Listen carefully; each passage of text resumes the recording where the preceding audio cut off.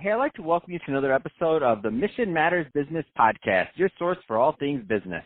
My name is Adam Torres. You can follow me on Instagram at AskAdamTorres. Keep up with my book releases, book tour schedule, signings, all that other good stuff. Always love to connect with you there.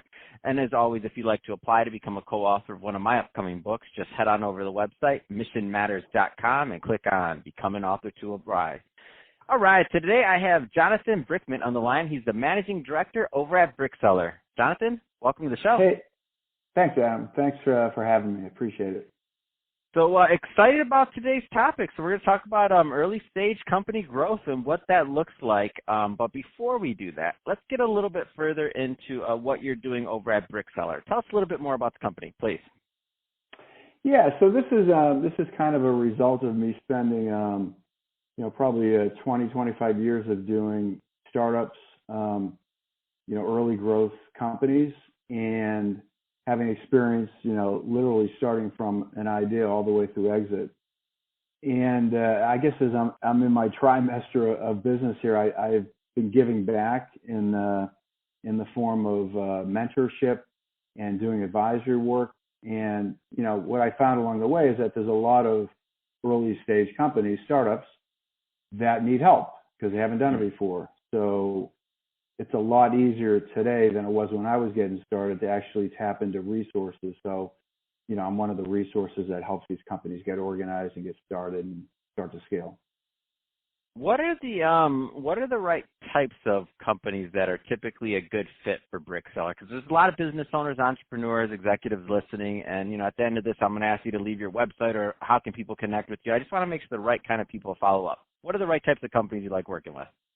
Yeah, so that's a good question. I definitely have my lane. I like B2B, business to business, SaaS, software solutions. Anywhere where there's a software solution that we're solving a business problem. That's my sweet spot. I'm not a B2C consumer product guy. It's business to business solution selling. What kind of any kind of trends that you're noticing in your space, specifically from maybe even the SaaS end of things? Because the last couple of years, those companies are getting funded like crazy. So a lot of them are taking off. We hear about these, these unicorns, these things happening. Any kind of trends that you're noticing right now that just interest you? Yeah, the most interesting trend I see is how early these things are getting started. From kids being teenagers to, a lot of them either still in school or just graduated from college. People are getting started much, much sooner. I wasn't involved with my first startup until my mid-30s. And I invariably work with, guys that are just out of college, in their early mid-20s and even younger. So that's a huge change. Yeah. It's funny that you say that because I've actually had quite a few people on the podcast that were startups that are still in college, and it throws me off sometimes because I'm like, wait a minute, you're in your third year in college, and I think about what I was doing in my third year in college, and I'm like, man, things have changed. It's actually very true. I think of one example of a guy that contacted me. He was in his senior year of college. And he had created a platform for undergraduates to do research with faculty. And that was his first business. He's had 3 since then, and he's on his way to raising, before this virus came along, about a $15 million round, like a $50 million valuation. And he's 26 years old. Unbelievable. I love it. This makes me excited. This gets me excited to know that our future's okay right there. 26-year-old doing something like that. That's amazing. So Jonathan, let's get into today's topic. So early stage company growth. I guess where I'd like to start with that one is I like to usually start with the bad. Where do you find that entrepreneurs or business owners typically are making some of the pitfalls that they run into when kind of in that early stage company growth stage? Yeah, it's actually quite easy. I have enough data points to have pretty strong conviction about where they get in trouble. And the biggest challenge is most of these are started by technologists or academics or somebody that has some, obsession with some product. And that's what they focus on. They tend to be very inward focused. They focus on the product. They focus on software development, and the last thing they think about is like, how do I make this a business? So that is the biggest challenge of getting them to start thinking about how do I start monetizing and building, a business around this great idea that I have, right? So that's the biggest issue.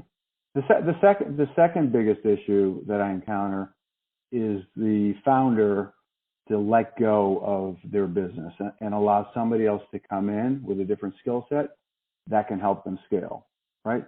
And so unfortunately, I run into that a lot of times where, there's a lot of ego involved and they don't want me to come in there and provide my opinions. It takes a while to earn that trust. Yeah, definitely. That whole bottleneck thing, it's a thing. I know it is 100%. I suffered for that for years. And I don't know, for me, I don't think it was ego, but it's just your baby, right? And that's how every entrepreneur is. It's their baby. It's like some people it's ego, but for me, it was just my baby and I was just scared.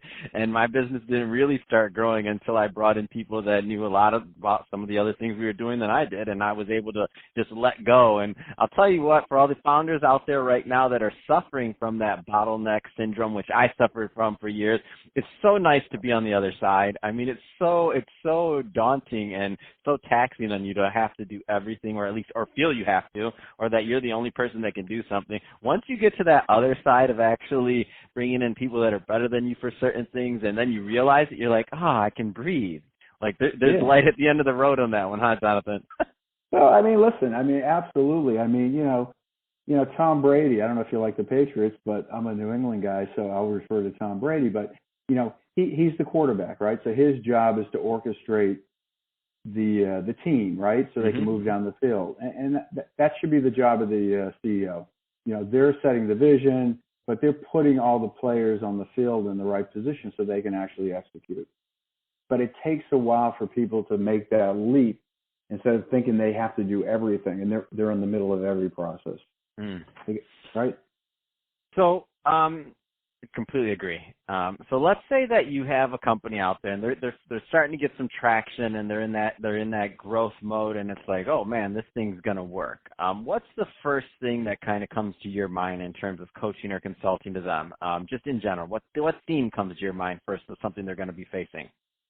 Yeah. So that's a great question, because what you're really talking about now is like you get some traction. Like it's going to work. You're like, oh my gosh, it's going to work. You got that oh crap moment.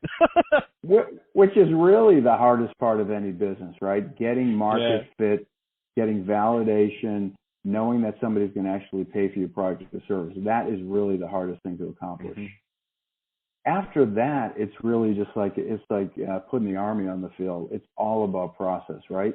So now you have to figure out, like, how do I build a process around that so it's repeatable and I can plug people into the roles and I can start to execute consistently, get people up to speed fast, right, and start to scale. That's what I think about next. It's like, how do I create models so I can start replicating this in a consistent way?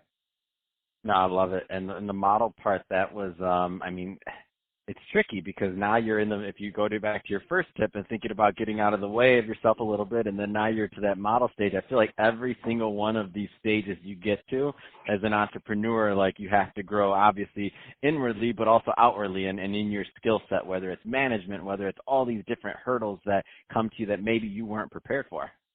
Yeah. And listen, the other thing you learn too as you go through this, it takes a different mindset. From the person that starts a business might only be able to take it so far. Then there's somebody that can take it from a startup idea to 5 million. Then there's another guy that can take it from 5 to 20, right? So there's all different skill sets that you need for the different stages of growth, and you just have to sort of step back and acknowledge what you need. What are the resources you need depending on where you are in the business? That's awesome. Well, Jonathan, I can talk to you about this all day long, but we're about out of time. That being said, if somebody's listening to this and they want more information on Brickseller or to connect and to learn more about your work, what's the best way for them to reach out? Yeah, so it's easy. My URL is simply my name, jebrickman.com. And my phone number is 240-670-5323. Fantastic. Well, hey, Jonathan, really appreciate you coming on the show today and sharing those tips for our audience and also for me. As you can tell, it's like I think part of the reason I do this podcast is therapy, Jonathan. I learn. It's a reminder all day long. It's like, thank you. I appreciate that. So, again, seriously, thank you for coming on the show today. And to the audience, as always, thank you for tuning in. Hope you got a lot of value out of this. Hope you learned a lot. I sure did. If you did, don't forget, subscribe to the podcast. Leave me a review on the Apple iTunes Store. And if you're watching this on our YouTube channel, Mission Matters Business, definitely give us a subscribe there, but also leave us some comments in the comment section. I mean, love to know what kind of things you're working on, what kind of projects and businesses you have going. And Jonathan, thanks again for coming on the show.